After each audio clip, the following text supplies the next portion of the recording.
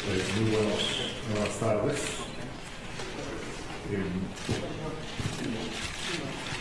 Voy a hablar en español, entonces espero un momento para que haya la traducción. Buenas tardes a los representantes de los medios de comunicación. Me da mucho gusto reiterar la bienvenida a México al secretario de Estado de los Estados Unidos, el señor Rex Tillerson, y a la ministra de Relaciones Exteriores de Canadá, Chrystia Freeland. No es la primera vez que están en México, nos da mucho gusto recibirlos de nuevo y tener la oportunidad de trabajar en distintos temas que son importantes para nuestra región, que es Norteamérica. Norteamérica, estamos convencidos, tiene la oportunidad de ser la región más competitiva del mundo en las próximas décadas. Y para ello estamos trabajando. Estamos trabajando en un marco no solamente de vecindad, sino de amistad, de genuina colaboración, a partir del respeto a la soberanía de los tres países, pero entendiendo que juntos podemos hacer mucho más. En las conversaciones que hemos tenido el día de hoy, sin duda el tema de la competitividad está en el centro. ¿Cómo podemos trabajar juntos para generar más actividad económica, más empleos mejor pagados para los habitantes de esta extraordinaria región? Uno de los temas en materia de competitividad, donde sin duda hay una oportunidad significativa y que fue materia de nuestras conversaciones, es el tema de la energía. La región de Norteamérica tiene sin duda los recursos naturales, las capacidades técnicas y humanas para ser una región no solamente abundante en energía, sino también en energía barata, en energía limpia, que permita transformar nuestras sociedades y nuestras economías. Hemos acordado seguir apoyando el trabajo de nuestros secretarios de energía, que tienen una comunicación estrecha, y nos hemos puesto el objetivo de generar un marco normativo que, con pleno respeto a nuestras soberanías, identifique sinergias donde pueda haber planeación conjunta de infraestructura y, sobre todo, habilitar al sector privado para que sea el sector privado el que lleve a cabo proyectos, me refiero no solamente a hidrocarburos, sino también al sector eléctrico, particularmente en cuanto a energías limpias. En materia comercial, sin duda tenemos una oportunidad significativa frente a nosotros en la modernización del acuerdo comercial, el Tratado de Libre Comercio de América del Norte. Esta negociación, que la llevan a cabo en las áreas correspondientes del gobierno, está avanzando de manera seria, profesional. Desde la perspectiva del gobierno mexicano, tenemos una gran oportunidad de que sea una negociación ganar, donde gane México, donde gane Canadá y donde gane Estados Unidos. No entendemos la negociación comercial como un juego de suma cero, donde alguien pierde y alguien gana. Queremos un acuerdo moderno que actualice las realidades del siglo XXI. Hay que recordar que el Tratado de Libre Comercio de América del Norte fue negociado hace alrededor de 25 años en un mundo diferente. Tenemos la oportunidad de adaptarlo a esta nueva realidad, tener un acuerdo sin duda que sea plenamente justo, recíproco y que mantenga un comercio basado en reglas generales, que permita realmente a esta extraordinaria región seguir prosperando, seguir generando empleos y prosperidad para las tres partes. Un componente muy importante de la prosperidad para nuestra región es el empoderamiento de la mujer, el respaldo a las mujeres emprendedoras, a las mujeres empresarias, y hemos acordado seguir trabajando conforme a los memorandos de emprendimiento que tenemos, a los mecanismos establecidos, para que este sea un esfuerzo compartido de los tres países. Apenas en noviembre tuvimos una delegación de mujeres emprendedoras de los tres países en la Ciudad de México y acordamos seguir trabajando de manera consistente en estos temas. Otro tema fundamental para la región y de interés de los tres países es el tema de la seguridad. seguridad particularmente identificamos como un instrumento valioso el diálogo en materia de drogas norteamericano, que ha celebrado ya 3 reuniones y tendrá su 4ª reunión a celebrarse este año en Canadá, donde hemos acordado dar un especial énfasis a el combate que estamos llevando a cabo contra la epidemia de opioides y contra el fentanilo, contra la heroína. Este flagelo que está generando enormes daños a nuestras poblaciones en México, costando la vida de muchos jóvenes por la violencia que este tráfico genera, y en Estados Unidos y Canadá también por el consumo de estas letales sustancias. Vamos a trabajar, como lo hemos hecho de manera notable durante el año pasado con la administración estadounidense, en la que hemos generado instrumentos de alto nivel para tener una cooperación mucho más efectiva, más eficaz, reconociendo la responsabilidad compartida y utilizando la plataforma trilateral para el intercambio de información de buenas prácticas y también cooperación de carácter operativo. Asimismo, hemos hablado de la importancia de los esfuerzos que hacemos conjuntamente en materia de trata de personas, de tráfico ilegal de personas. Es un punto de prioridad para las 3 partes y acordamos seguir trabajando sobre esta materia. En la reunión que tuvimos trilateral abordamos algunos temas importantes para nuestra región y me refiero a 3 de ellos. El primero, la cooperación respecto a Centroamérica.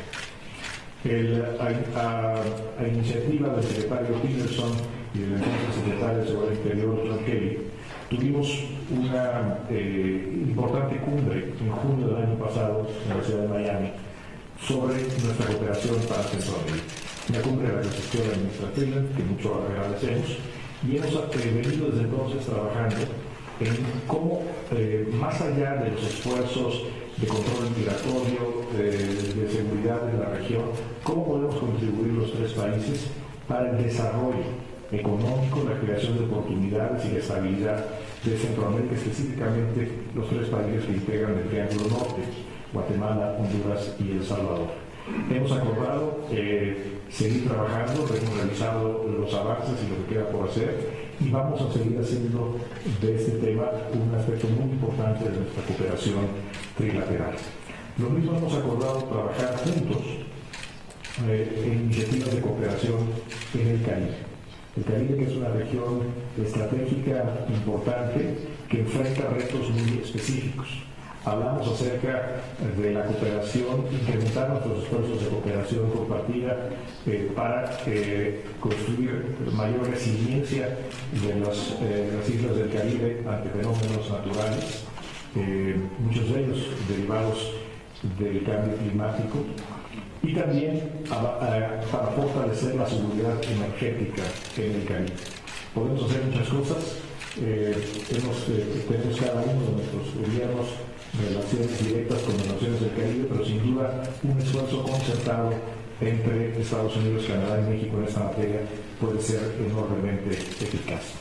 Finalmente abordamos la situación en Venezuela, una situación dolorosa para la región, una situación grave para el continente.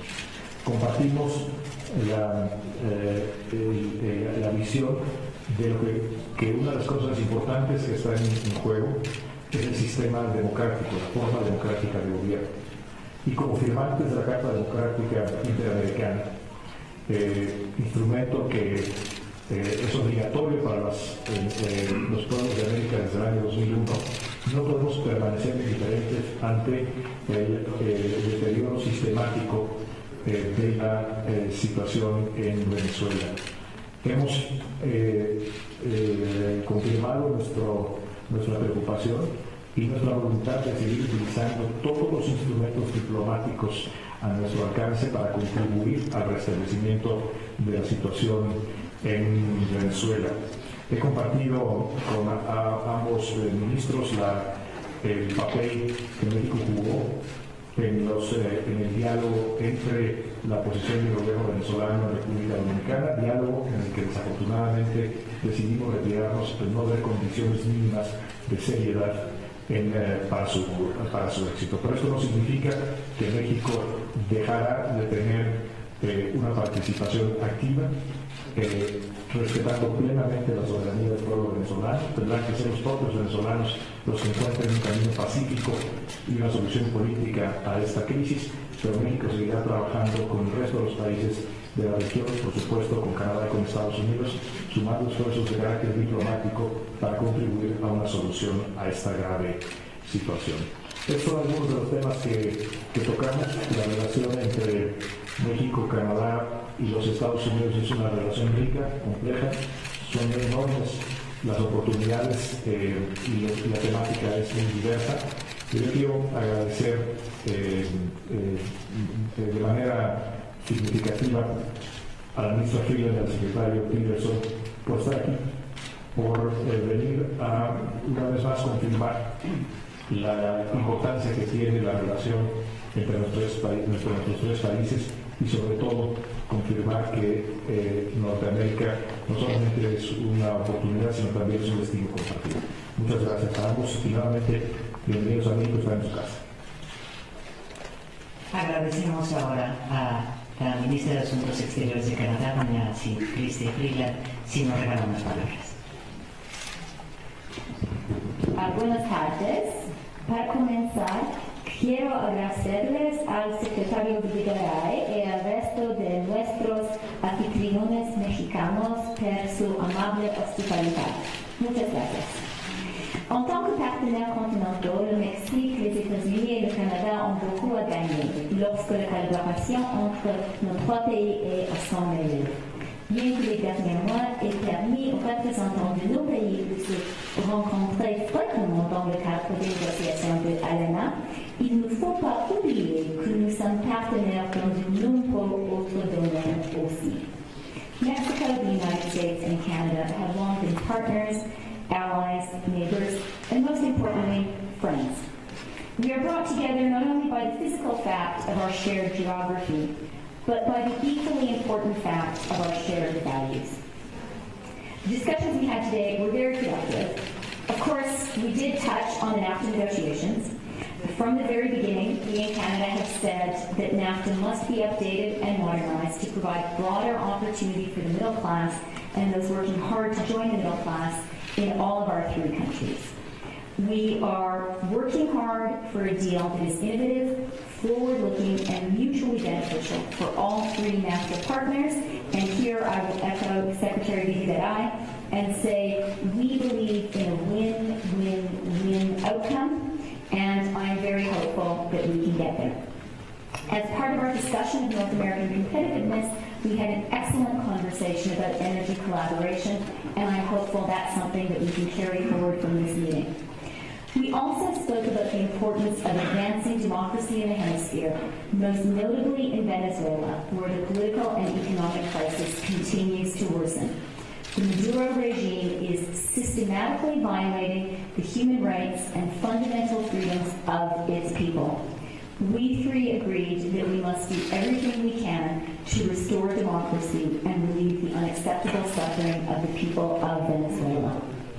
We also spoke about how we can cooperate to fight transnational crime, in particular the opioid crisis, which is causing such devastating harm to the people of Canada, the United States, and Mexico.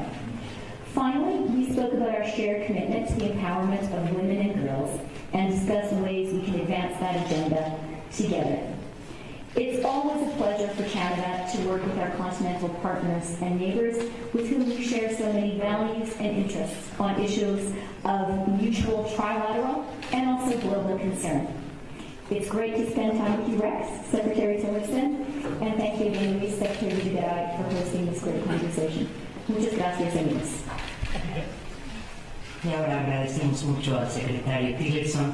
Sí, puede darnos por favor un mensaje. Well, first, let me thank Foreign Secretary Videgaray for hosting today's trilateral, and thank Foreign Minister Freeland for making the trip down to Mexico City. In 2017, my very first bilateral visit as Secretary of State was to Mexico City. And about this time a year ago, we were standing here holding a press conference. As it turns out, my very last trip of 2017 as Secretary of State was to Ottawa. So it's right that we should meet at this time in the trilateral relationship. And we meet, even when we're not meeting, I would share with you that the three of us are in very frequent contact on all issues that are of importance to our countries, on security, as well as economic prosperity, because our three countries are connected. When we can work together and when we're unified in our positions and our voice, we have significant influence on the events, not just in our hemisphere, but elsewhere. So today we discussed a range of trilateral, regional, and global issues, and I cannot emphasize enough the importance of our economic relationships. Canada and Mexico rank as the first or second largest export market for 42 U.S. states and support nearly 3 million U.S. jobs. North America is also a major player, as Secretary Villagrán highlighted, in energy markets. And we discussed what we believe are really unique opportunities to promote market-based energy development and to further energy integration throughout North America and the hemisphere. We also talked and discussed following through on the 2016 trilateral MOU to economically empower women that Foreign Minister Freeland mentioned. Beyond our trade and economic relationships, we also discussed mutual areas of serious concern, in particular the most immediate threat to our hemisphere from transnational criminal organizations. We continue to employ a coordinated and multilateral approach to diminish the influence of these groups and rid our hemisphere of the violence and devastation they promote. In June of last year, Canada joined the United States and Mexico for a conference on prosperity and security in Central America. At that meeting, we secured commitments from international partners and in the private sector to address a range of issues facing the Northern Triangle governments, including economic, energy, security, and governance challenges. Today, we discussed on how we can follow up on those commitments from that conference. Success there will better protect all of our countries and provide opportunities for the citizens of Central America. Given the deadly nature of the opioid crisis, we must do more to attack the business models of those who traffic drugs and guns. That was a major theme of the second strategic dialogue that I co-hosted with Foreign Secretary Villagrán last December in Washington, D.C. Through our targeted dialogues like this and the North American Drug Dialogue, we're developing and deploying new strategies to disrupt and dismantle these deadly networks that smuggle drugs, that participate in human trafficking, and other illicit activities. Turning elsewhere in the hemisphere, we shared our concerns for the humanitarian crisis that has unfolded in Venezuela. We all urge the Maduro regime to return to free, open, credible, democratic elections and to allow the Venezuelans a voice in their government.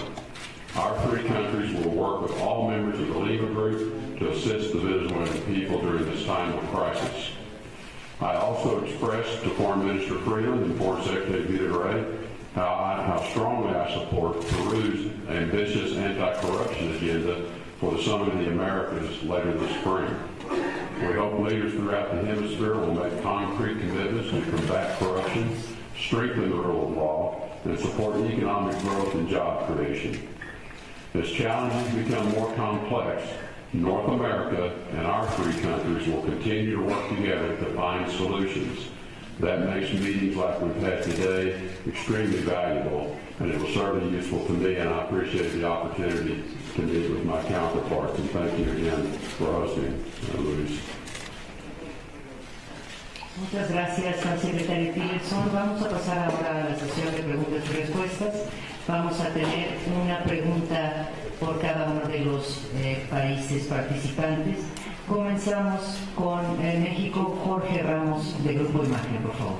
Muchas gracias, buenas tardes. Estoy a su izquierda, tenemos varias preguntas. Mis compañeros y yo queremos saber respecto a la relación bilateral México-Estados Unidos, y el canciller Villagrán y el señor Tillerson conversaron sobre el pacto migratorio para Andrónimes, mantener el DACA a cambio de apoyo presupuestal del Congreso de los Estados Unidos para la construcción de un muro fronterizo, y si adicionalmente platicaron también sobre cómo combatir de manera conjunta cuáles son las acciones para combatir a las organizaciones criminales que operan en ambos lados de la frontera, y de la mano con esto para detener o combatir también el flujo de armas de Estados Unidos hacia México.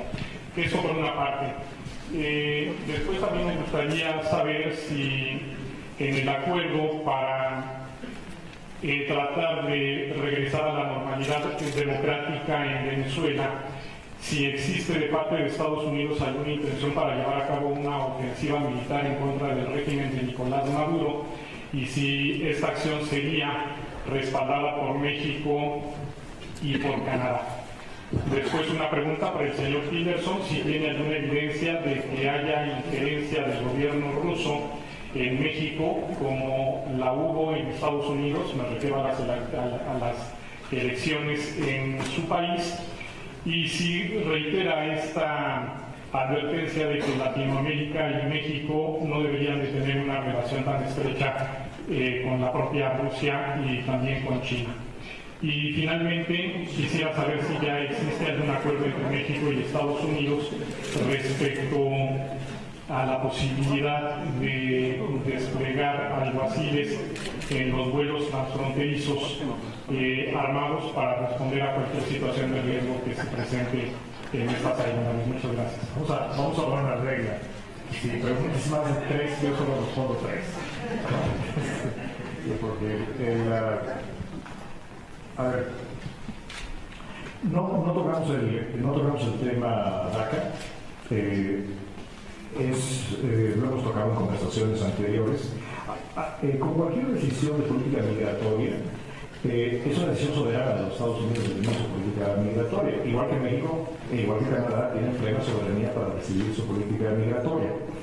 En el caso de DACA, algo que sí hemos dicho, y lo he compartido con miembros del Congreso americano, por supuesto funcionarios del gobierno americano, es que si hubiera un regreso de los muchachos DACA a México, pues eso sería una enorme ganancia para México y una pérdida para los Estados Unidos.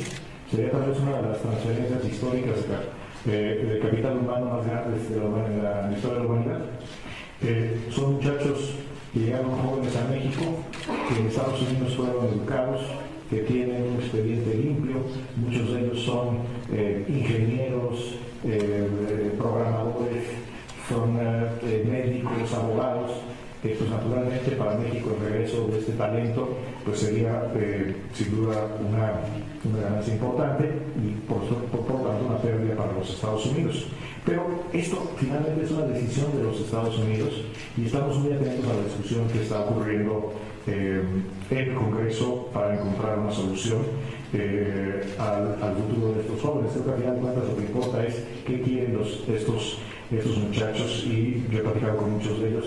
La inmensa mayoría quiere quedarse en Estados Unidos, algunos cuantos quieren regresar a México, pero la mayoría quiere quedarse en Estados Unidos. No tocamos el tema del muro, lo hemos dicho muchas veces, no es tema de la relación bilateral. Sí tocamos ampliamente, y lo hemos venido haciendo no solo en este programa, sino durante todo el año pasado. El secretario Tillerson se refería a ello hace un momento, el combate a las organizaciones criminales transnacionales es una de las prioridades de nuestros esfuerzos compartidos, y lo que queremos es que estos esfuerzos tengan una visión estratégica mucho más eficaz y que tengamos resultados que realmente desmantelen la estructura de negocios de estas organizaciones. Hemos tenido avances importantes en el año pasado, pero esperamos que todo esto desemboque en un 2008 con resultados medibles, concretos, importantes. Uno de los temas, naturalmente, para el desmantelamiento, la desarticulación del modelo de negocios, tiene que ver con el tráfico ilegal de armas que vienen de manera ilegal de Estados Unidos hacia México y constituyen uno de los elementos que deben de ser desarticulados. Pero lo más importante es que hemos realmente logrado un acuerdo en cuál debe ser el paradigma. El paradigma debe ser de cooperación. no de estarnos señalando mutuamente la culpa, sino que sea una genuina cooperación para enfrentar tanto el tráfico ilegal de drogas que entra a Estados Unidos, el tráfico ilegal de armas que viene de Estados Unidos a México, también el dinero en efectivo, el desmantelar las redes de distribución de Estados Unidos, atacar el consumo, atacar la producción, en la estructura financiera. Si no hacemos un esfuerzo realmente conjunto, se está dando una ventaja estratégica y táctica a estas organizaciones y no vamos a lograr el objetivo, que es su desmantelamiento completo y definitivo. El secretario Tillerson hablará sobre la pregunta específica sobre Venezuela. Yo quiero decir que México en ningún caso respaldaría ninguna opción que implique el uso de la violencia interna o externa para la solución del caso de Venezuela. Y con respecto a la pregunta sobre los agentes de los Estados Unidos en vuelos transfronterizos, que es un tema que es una propuesta que nos ha hecho los Estados Unidos, y como todas las propuestas que se hacen en materia de seguridad, que hay muchas, las estamos analizando con toda seriedad. Estamos analizando su viabilidad jurídica, estamos analizando también sus ventajas de materia de seguridad y operativas, pero no hay un acuerdo al respecto, pero sí hay una conversación, como siempre en esta materia, es una conversación que se lleva a cabo de manera seria.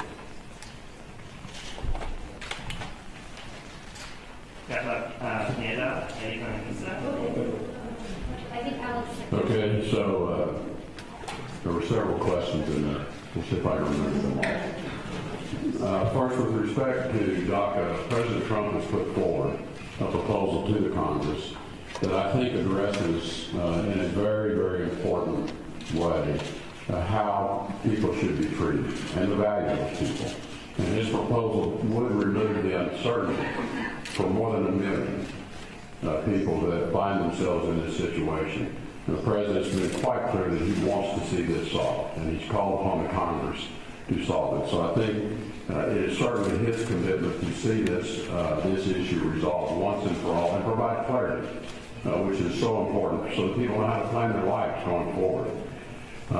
With respect to the commitment to disrupt the trans-criminal organizations, as I mentioned in my remarks, we created early last year, in fact, in this first trip that I made to Mexico City, the first mile at, a different approach as to how we cooperate to attack the entire supply chain of this devastating impact of drugs, cocaine, heroin, fentanyl, opioids. This is having a horrible effect on American citizens, Mexican citizens, Canadian citizens.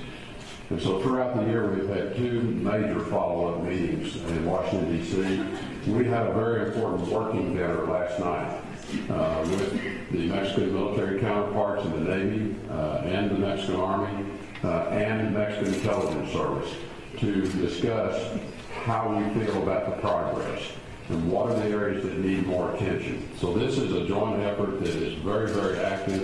It is very robust. And we intend to maintain this effort well until we have resolved this problem. You asked about Russian interference in Mexican elections. All I can say to you is we know that Russia has fingerprints in a number of elections around the world. We hear this from our European counterparts as well. My advice would be to Mexico would be pay attention to what's happening. In terms of air marshals on flights, you know, we have air marshals on a number of flights in the United States. It's about creating security for both the arrivals and the destinations. And any action that would be taken regarding flights with Mexico will be done in full cooperation and coordination with Mexican authorities as well, all within a view that we want to provide greater security for all of our passengers that are traveling back and forth. With respect to Venezuela and what we would like to see happen there is a peaceful transition. If President Maduro would return to the Venezuelan Constitution, restore the newly elected assembly, dismantle the illegitimate constituent assembly, and return to free, fair elections, then he's happy to stay and run in a free and fair election. If he wants to step aside and let someone else follow through on that, that's fine. But our view is you must return to the Constitution. And that's what we hope Venezuela ultimately will do. That's what we all are working hard to see them do. I don't know if I hit all your questions, or the ones I can remember. Now, next question, Eva. Hola, buenas tardes. Mi primera pregunta va dirigida a la ministra Cristia Freeland. Ministra, respecto al tema del Tratado de Libre Comercio, recientemente el negociador por parte de Estados Unidos declaró que algunas ideas presentadas por Canadá podrían impactar en la pérdida de empleos para México y Estados Unidos. ¿Podría darnos su opinión de este tema? Asimismo, ¿a qué puntos está dispuesto Canadá a seguir defendiendo en la mesa de renegociación? ¿Qué espera de México y Estados Unidos? Por último, de alargarse el periodo de renegociación y ante el proceso electoral en México, ¿qué riesgos y oportunidades puede representar un cambio de gobierno tanto para Canadá y Estados Unidos? Asimismo, el seguimiento a los temas tratados recientemente con la Cancillería, con la administración de Cancillería Federal.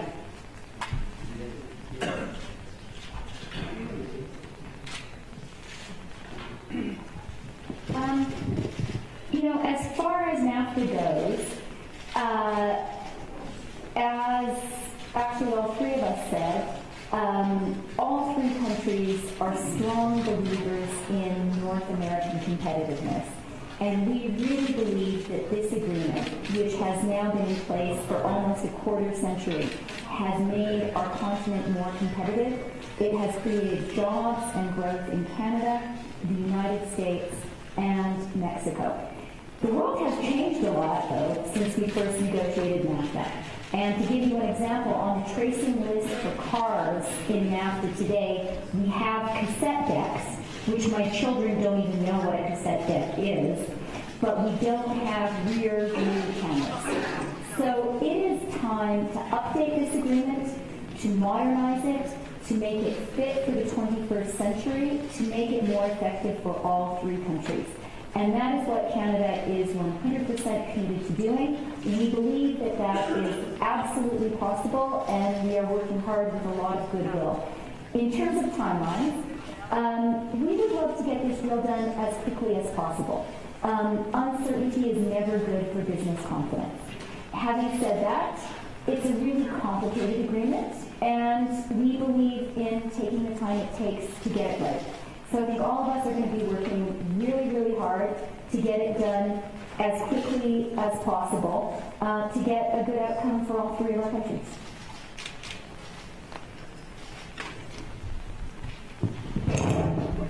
Tracy Wilkinson from the Los Angeles Times.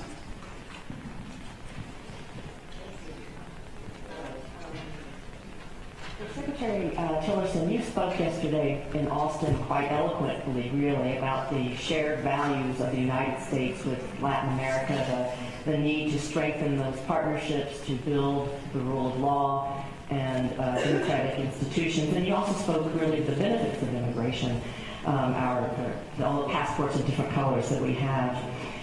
Does it undercut your message here and your efforts or mission to build on those relationships when a very different message comes from your own president, who, for example, in his State of the Union painted a picture of immigration from Mexico as the cause of crime, or even today was attacking this morning the FBI and some of the very pillars of rule of law and democracy? Does that make your mission more difficult? In which version should Americans believe? Which version should Mexicans believe? And finally, for the ministers Videgaray and Freeland, how difficult is it for you to negotiate with a government that speaks in such different voices? Thank you. With respect to U.S. immigration policy, what the president, I think, has observed is that over the years, our immigration system has grown so many arms and legs. If you just look at the number of different programs by which people come to the United States, that oftentimes we don't have real good discipline around how those programs are enforced consistent with the laws. And in fact, as the President requested early in his term, that a full review be undertaken of all the immigration policies. What we found is there were a lot of exceptions to the intent of Congress had been put into place. So the first thing the President has done is said, look, we're going to enforce the laws. The Congress passed the laws, the executive is required to enforce the laws, and we intend to enforce them to the letter of the law. And so that's really where this whole process begins. So what we want is legal immigration where we understand who is entering the country and why are they entering the country, and are they coming to enjoy a nice vacation? Are they coming on to work here for some time? Are they coming here for education? Are they coming here to work? Are they coming here to one day hoping to become citizens? And so what the President has asked is, let's put in place systems, and that's where a lot of the new, in particular, immigration from countries that are very unstable today, that don't have strong governments themselves in parts of the world. Let's make sure we have systems in place where we understand who is coming to the United States of America. And as he indicated, I mean, we are a nation built by immigrants. All of us can trace our ancestry, or most of us can, back to someone in the family that immigrated to the United States. And we still value immigrants, and they bring enormous value to our continent. And that's what the President, though, is asking is, I want to know how this person who wants to come and live in our country is going to bring value to our country. And I think fundamentally, that's what he is pursuing. And it is very complicated because we have, over the years, put so many different mechanisms in place, I think well-intended, to deal with situations around the world, many of which those situations no longer exist. And we've never gone back and kind of cleaned this up and gotten back to what was the original intent. So I know it's painful, the process is for a lot of people, and that's why as we move forward in implementing the President's directives, we're trying to do that in a way that accommodates the fact that this is hard for some people. How can we give them time to adjust? What can we do to fix a lot of this back in Congress? And that's why the President has been pressing Congress for a number of actions to make changes to the immigration law, to fix these defects that have risen over the years and crept into the immigration system. He wants this to be a country that follows the law. He wants us to enforce the law. And when it's not working, we should go to Congress and say, look, we need you to fix this part of the immigration law, whether it's on a particular program to deal with refugees or whether it's other issues like DACA. Let's fix it. And instead, we've had a long period of time where people have kind of issued a directive here and an order there, and things have kind of gotten out of normal order.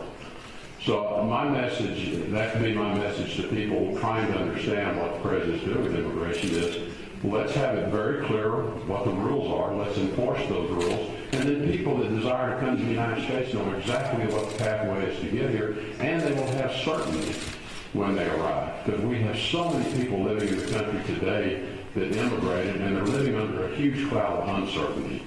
And the President would like to remove that uncertainty for a lot of people.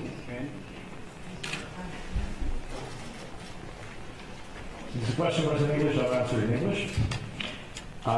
Mexico will always be prepared to deal with, to work with in administration in the U.S. or in any other country around the world. And we do so because we are a sovereign nation, and we have clarity about our principles, about our objectives, and the things we're willing to do and the things we're not willing to do.